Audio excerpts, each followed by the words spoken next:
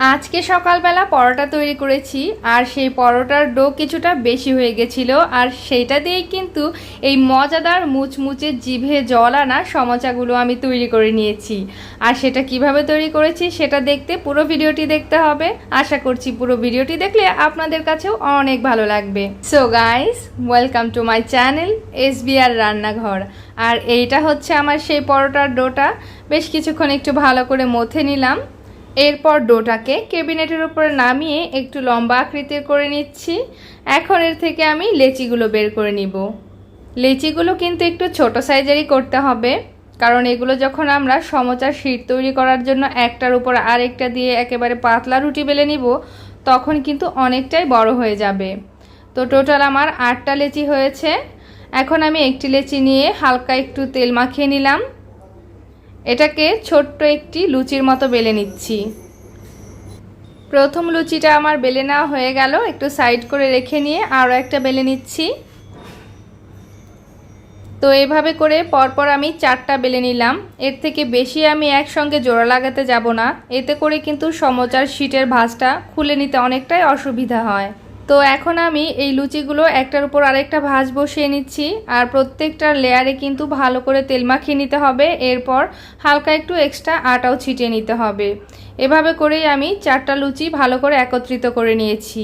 আর হ্যাঁ, এগুলো কিন্তু আমি আটা দিয়েই তৈরি করেছি, কারণ বরাবরে আমি আটা দিয়েই সব কিছু রুটি পরোটা এসব কিছু বানিয়ে থাকি। তো আটারই ডো ছিল এটা, আর এটা দিয়ে আমি সমোসার শীটটা তৈরি করে নিচ্ছি। তো দেখতেই পেলেন, এটাকে আমি এখন পুরো একটা বড় সাইজের রুটি বানিয়ে নিলাম। আর এই রুটিটাকে ছেঁকার জন্য আমি তাওয়াতে দিয়ে দিলাম।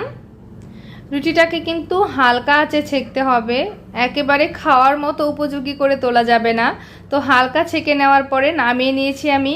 আর এরপর একটু ঠান্ডা হতেই এটা ছাড়িয়ে নিতে হবে। একেবারে কিন্তু ঠান্ডা করে নেওয়া যাবে না, না হলে আবার ছাড়িয়ে নিতেও অসুবিধা হবে।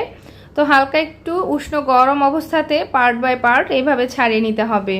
আর খুব ইজিলি কিন্তু এটা উঠে আসবে, কারণ এতে খুব ভালো করে তেল মাখানো আছে বা আটা ছিটিয়ে নিয়েছিলাম। এর জন্য কিন্তু লেয়ারগুলো খুব ইজিলি উঠে আসবে। সবগুলো লেয়ার ছাড়িয়ে নেওয়ার পরে একটা শীট আমি নিয়ে 4 ধার কেটে সমান করে নিচ্ছি।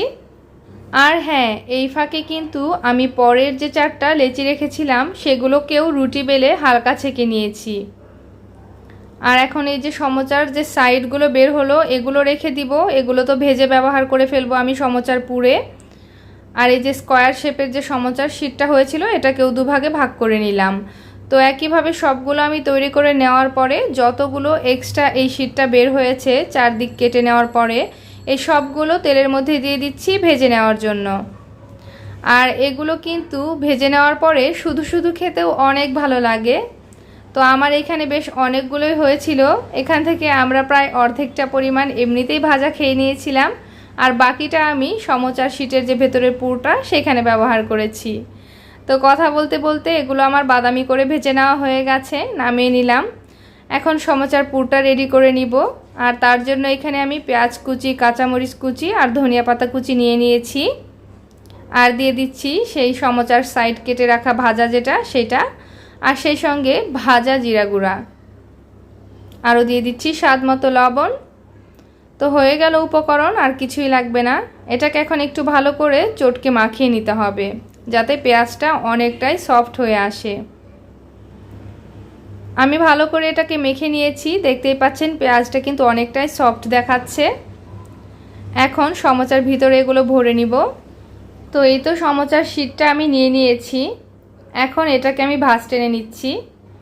ভাঁজটা আমি বরাবর এভাবেই টানি, এক কোণা থেকে ধরে এইভাবে করে কোণের মতো গোল করে ঘুরিয়ে নেই।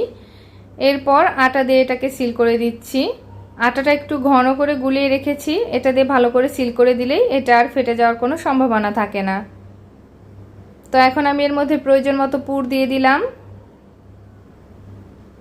তারপরে বাকি যে অংশটা চারিদিকে আবার একটু আমি এই আটা দিয়ে সিল করে দিচ্ছি। এই গোলানো আটাটা দিয়ে চারিদিকে মুখটা ভালো করে লাগিয়ে নেওয়ার পরে এই এক্সট্রা পার্টটা টেনে ভালো করে জোড়া করে দিব। সব দিক ভালো করে লাগিয়ে নেওয়ার পরে এই তো আমার সমোসার শেপটা টানা হয়ে গেছে। কেমন হয়েছে জানি না, তো বরাবর আমি এইভাবেই কিন্তু সমোসার ভাঁজ টেনে থাকি। আর সবগুলো সমোসার ভাঁজ টানা হয়েও গেছে আমার। এখন আবার এগুলোকে গরম তেলে ভেজে নেওয়ার পালা। তো তেলের মধ্যে একে একে সবগুলো আমি দিয়ে দিয়েছি।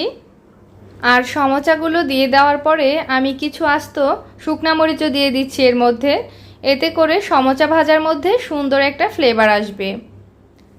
তো মরিচ সহ সমোচাগুলোকে এখন উল্টে পাল্টে ভেজে নেওয়ার পালা। নিচের সাইডটা যখন কিছুটা হয়ে এসেছে তখন আমি এটাকে আস্তে করে উল্টে দিচ্ছি। বেশ খানিকক্ষণ ভাজার পরে কিন্তু অনেকটাই কালার চলে এসেছে। তো আমি আরও একটু ডার্ক করে ভাজবো, এতে করে খেতে আরও বেশি মুচমুচে হবে। তো নেড়ে চেড়ে একেবারে গোল্ডেন ব্রাউন করে আমার ভেজে নেওয়া হয়ে গেল এগুলো। এখন এগুলো আমি তুলে নিচ্ছি। তো দেখতে পাচ্ছেন আমার সমোচাগুলো কিন্তু কত সুন্দর দেখতে হয়েছে, আর এগুলো খেতেও অনেক বেশি সুস্বাদু হয়েছে। আজকে তো আমার হাজব্যান্ড এগুলো খেয়ে একেবারে প্রশংসায় পঞ্চমুখ। সে তো বারবার বলতেই থাকলো যে সমোচা এত কম করে কেন বানিয়েছো। আমার ছেলে, মেয়ে, আমার শাশুড়ি আর হাজব্যান্ড ওরা সবাই মিলে খুবই মজা করে সমোচাগুলো খেয়েছে। আর রেসিপি আপনাদের ভালো লাগলে আপনারাও কিন্তু লাইক, কমেন্ট, শেয়ার করতে ভুলবেন না। টাটা।